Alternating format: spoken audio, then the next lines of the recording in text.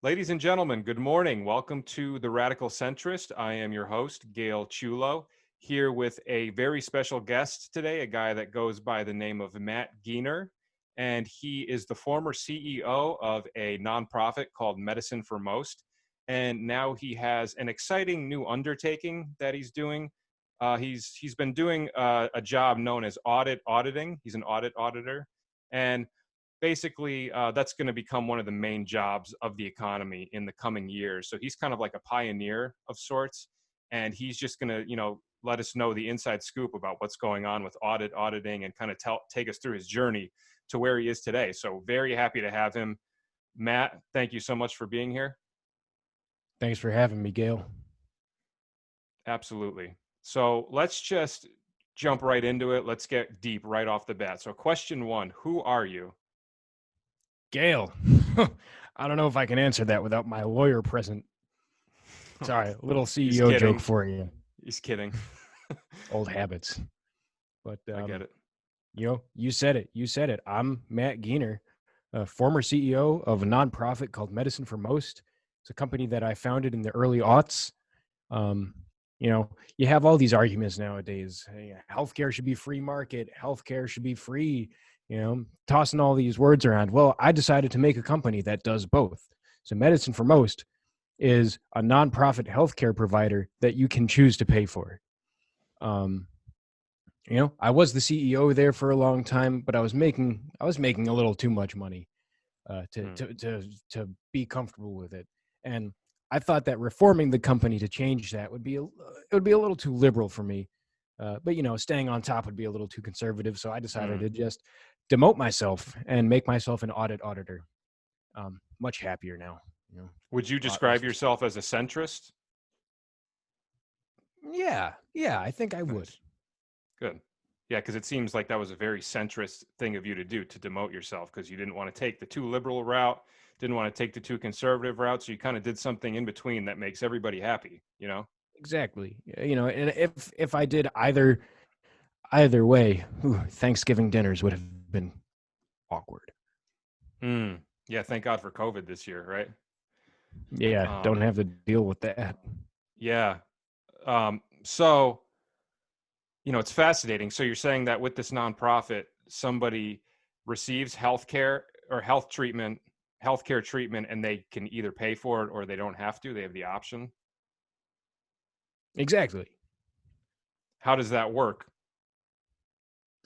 Well, we take inventory of what they did, and we create an itemized list of all of the services they used at the hospital. We get the invoice from the hospital and from the healthcare professionals, and then we give the bill to our customers, and they can just choose if they want to pay for it or not. And what happens if they don't? Then it comes out of our account. Nice. That's great. That must work out well. Yeah, I think it's a little too progressive right now, and most people are choosing to not pay for it, and we're actually pretty in the hole. But give it some time, and I think all things come around. I think that's how a lot of centrist policies work. They might not be good initially. Maybe they won't be good for a really long time, but eventually, the tides will turn, and something has to go right at some point, right? It's just basic math and luck, Exactly. probability theory. I don't want to get too sidetracked into the intellectual stuff, but yeah, we could dive explain down that rabbit hole. Oh, we've been, forever. We can go back and forth for days. So one thing I wanted to ask you is, an audit auditor is such an interesting career choice and so out of the ordinary. Is that something that you always wanted to do? Like, how did you get interested in doing that? I'm glad you asked that, Gail. When I was CEO of Medicine for Most, I had an eagle eye view of everything that was going on in the company. Physically, my office was the top floor, and the building was fashioned like a long chasm, and I would be able to see everything that happened below me, and Also, metaphysically, metadata, all of the data would kind of rise up, bubble to the top, trickle through my computers and my emails. And I would be able to see everything that's going on. I would also walk around the office and ask. I would see what my employees were up to, pop my head around the corner and ask them what they were doing. I would go, "What are you doing?" And they would tell me. Nice. And I became particularly interested in the auditors.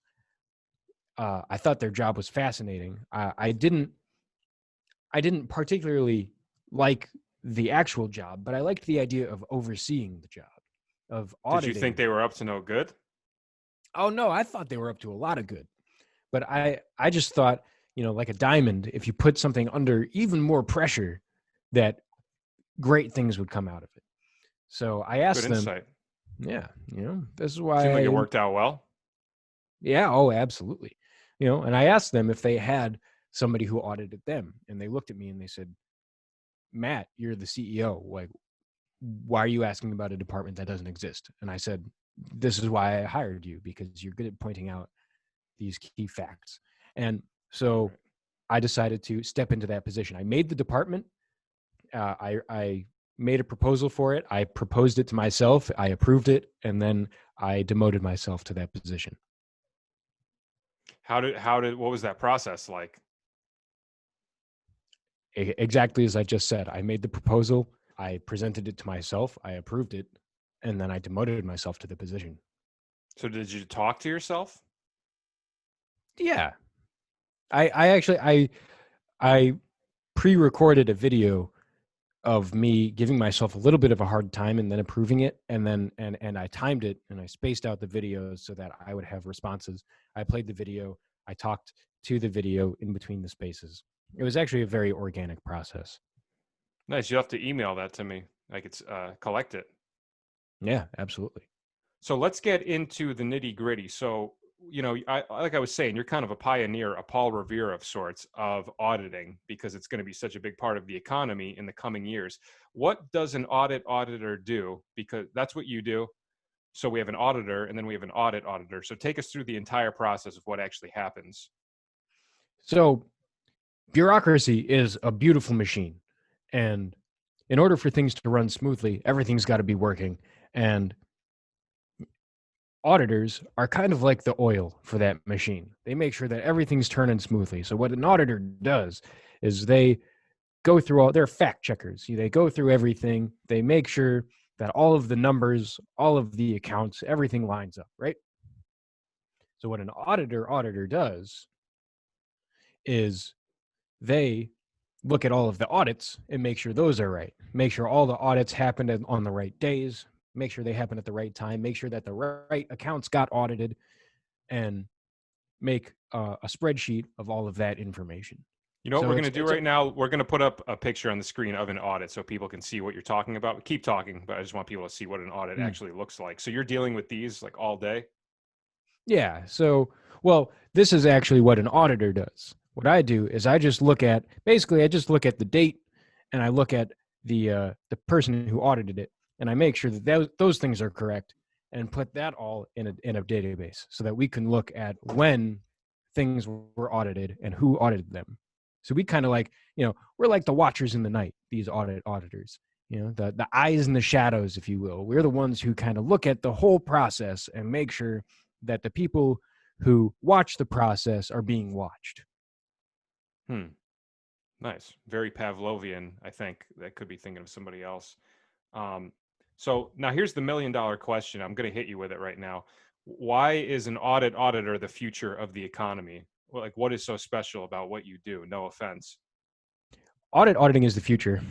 Well, let me paint a picture for you. And that picture is America. America is the number one purveyor of information in the world right now. You there's a lot of information coming out of America. Media, numbers, facts, things that are maybe facts. So Right. auditors, That's where I they're come in. yeah, yeah.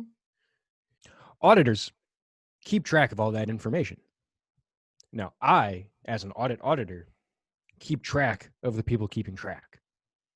And the more people keep track of, the more information there is, the more people you need to keep track of it, and the more people you need to keep track of those people. I predict that by 2030, a good number of people will be auditors to keep track of all of the things that need to be kept track of. That's a good number of people. I mean, that could really be a lot. And that's in Yeah. like a dozen years from now. So it's really not that long. Um, Mm-mm.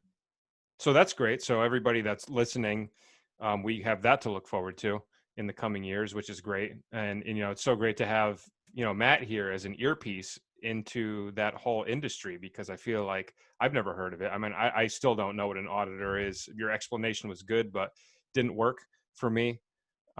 But that was good. That was a good little segment on the actual auditing. But now I want to get to know you a little bit more. So what are some of your favorite hobbies outside of auditing or auditing? I still like to dabble in the world of information. So I collect emails. What companies are having sales, what people have compromising photos of me that they're claiming that they would like to exchange for money. I get all of my Facebook notifications there. I get them in the Facebook website as well, but I also get them in the email, and I like to check them.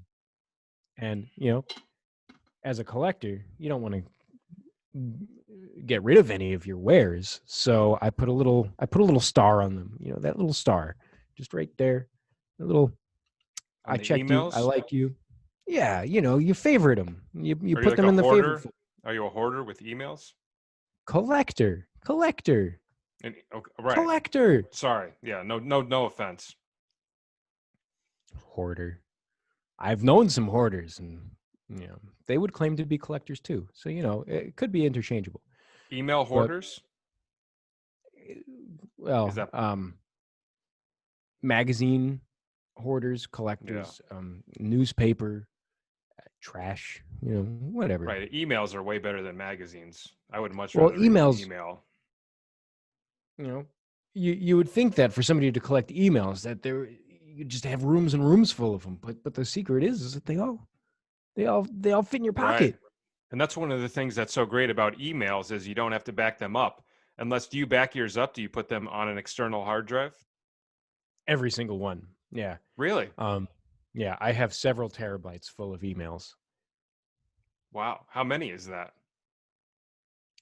It's got to be trillions. Really? They're in the trillions? Oh, easily. I've Wow. had 4 email accounts in my life. Matt Geiner 1 at AOL.com, Matt Geiner 2 at Yahoo.com, Matt Geiner 3 at MSN.com, and now for business, Matt Geiner 4 at medicineformost.net. And I've never deactivated a single one. And on all of them, if I've ever had the opportunity to sign up for an email list, Hmm. I do it. I don't want to miss that rush. I want every single email I can get my hands on. If it's a local band, if it's a restaurant, if it's a petition, if it's a questionable pop-up, give me that email. I I love need it. those. Oh yeah. So I've got them all backed up. And the thing about backing up emails onto hard drives is you can't actually do it directly. So what I do is I open up the email, I copy the text, and I'll even get all of the CCs and forwards, the dates, and that little line that Right. it makes in the margin. Copy You all have that. to. Yeah, I mean, it's those little details that are the charm of an email. Yeah. So I copy it all, I put it into a Word document, and then I save that to a hard drive. And if there's one that's extra special to me, I'll maybe go down to my local Staples and print it out and frame it, throw it up on the wall. Uh, Hmm. I could show you that room in another video. That'll take a while. But Do you have yeah, any favorite types of emails to get? Like, are there certain ones that when you see them, it really gets you going? yes and no. It's no specific type of email. Like it's not a holiday sale or a new product, so to speak. But there is a feeling that I get from emails that come through, and Endorphins? No, it's kind of like in here. And it just, if when I feel an email in here, then I know that that's one that I have to print. That's the best I could do for you. You know, you really just have to be in the art to understand what I'm saying. Well, it sounds like a great hobby and something that I really need to do more. I mean, I do it a little bit, but I need to start doing it more. I feel like I have, some catching up to do. But so happy to have you here. Really appreciate your time. So just to kind of tie this all together, we're talking about auditing being the future of the economy. So if somebody's listening to this right now and they want to become an auditor, they think that, what they hear from you sounds really exciting. And it seems like you have a really exciting and fun life. How do they go about doing that? Well, they can start by founding their own company. Ha! Another CEO joke, but I actually thought that was a good point. I mean, if you start a company, that'll definitely do it. Start a auditing company. yeah. Did I kind of just answer the question for you, or is there more to it than that? Well, I am proud to say that I am the first auditor. And it can be a lonely life, and I'm not sure that a lot of companies are hip to that position yet. So send your resume around, say you're interested in becoming the first of their department of auditors, and see what happens. Automation's coming. There's no stopping it. And it's gonna take out truck drivers, it's gonna take out restaurant workers, it's gonna take out a lot of jobs. And but the thing is that in my company, we actually made an AI to see if it could do the job of an auditor, and it actually overheated the computer, because it seemed like it didn't want to do it. So I think auditing is going to be here to stay. That's good to know. Yeah, it's let's get it started. Well, nothing beats having job security, especially when it's a really fun job like what you do. It's Um, too fun. well, Matt, thank you so much for being here. If people would like to get in touch with you, are you on any social media? Just send me an email. All right, cool. And I think you said it earlier in the episode, right? So we don't need to Mm-hmm. reiterate it. That's fine. Ladies and gentlemen, Matt Geiner, Thanks for having me, Gail. for sure. All right, bye. Bye.